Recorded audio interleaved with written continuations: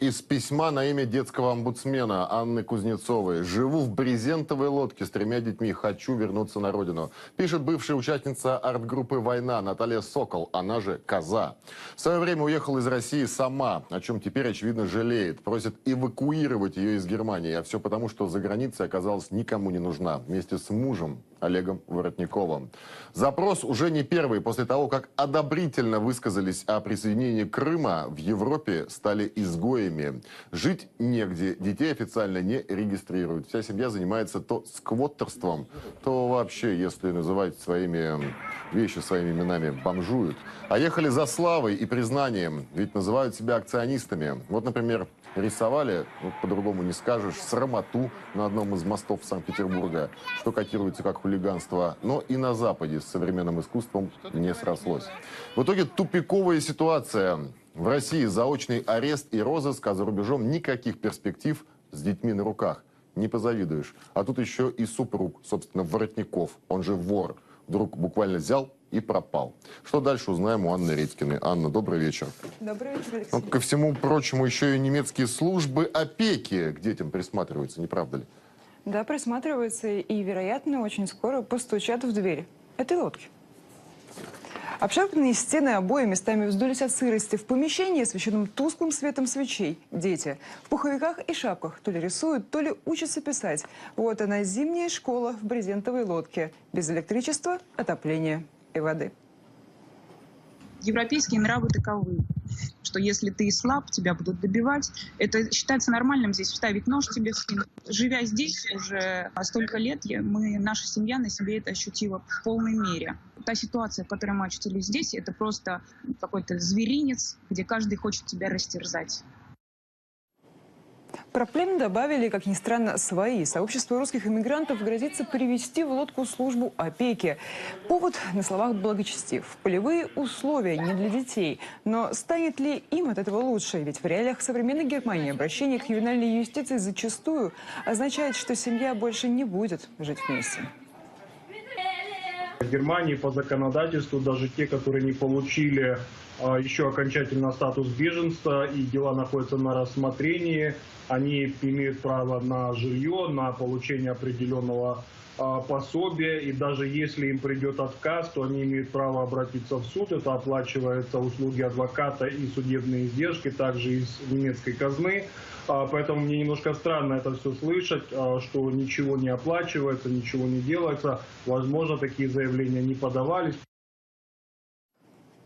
Кстати, да, заявка на получение политического убежища как и не входила, так и не входит в планы обитателей брезентовой лодки. Арт-группа «Война» всем своим семейным составом уже 6 лет как живет в Европе без документов.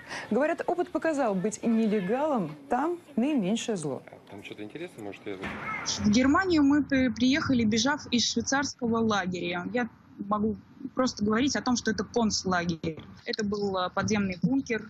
У них это называется так называемый семейный лагерь. Там было просто с детьми небезопасно. Вы можете поискать информацию о швейцарских лагерях в интернете. Но на днях Олега Воротникова, главу семейства художников-акционистов, задержала полиция. И Наталья осталась с детьми одна. Так и пришло решение обратиться к детскому омбудсмену, но не Германии, а России, с просьбой об экстренной эвакуации. В ответ начали выяснять обстоятельства. Впрочем, пока на родине рай козу ждут только следователи. Группа «Война», проект, благодаря которому они известны, они манипулировали журналистами, они выдавали в паблик огромное количество откровенного бреда. И глядя со стороны, да и вблизи не всегда понятно, а сейчас, сложно сказать. Это отчасти игра на публику, они постоянно говорят о том, что очень хотели бы вернуться в Россию. Мне сложно понять, как это можно организовать вообще чисто технически, да, учитывая, что здесь уголовное дело. Кстати, именно уголовные дела против войны в России появились за порчу государственного имущества. После того, как арт-группа показательно сожгла автозаки. Ну а в Европе проблемы с силами правопорядка стали возникать после того, как вор и коза стали словно стремясь оправдать свои клички, воровать еду в магазинах и занимать незаконное жилье. Похожие акции мы недавно видели в исполнении другого известного иммигранта-акциониста Петра Павленского. Тоже с Есть люди, которые там привыкли к тому, что есть вседозволенность. Там можно что-то сделать неприятное, украсть курицу из магазина, а потом сказать, что это была такая художественная акция. Ну, можно приехать в Западную Европу и воровать еду там продолжать. Но нигде это как художественная акция не воспринимается. И сейчас-то, по-моему, они вполне искренне пытались вернуться в Российскую Федерацию, понимая, что как бы ни трудна была их жизнь здесь, когда властям не очень нравились их так называемые акции, жизнь в Европе-то оказалась еще хуже.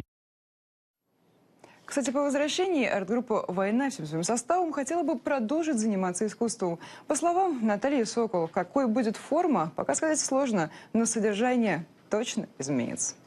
Анна Редькина о европейских злоключениях «Козы и вора». Ну и, кстати, Анна Кузнецова, уполномоченная по правам ребенка, уже отреагировала на просьбу активистки арт-группы «Война». Сообщается, что направлен соответствующий запрос в консульский отдел Министерства иностранных дел России.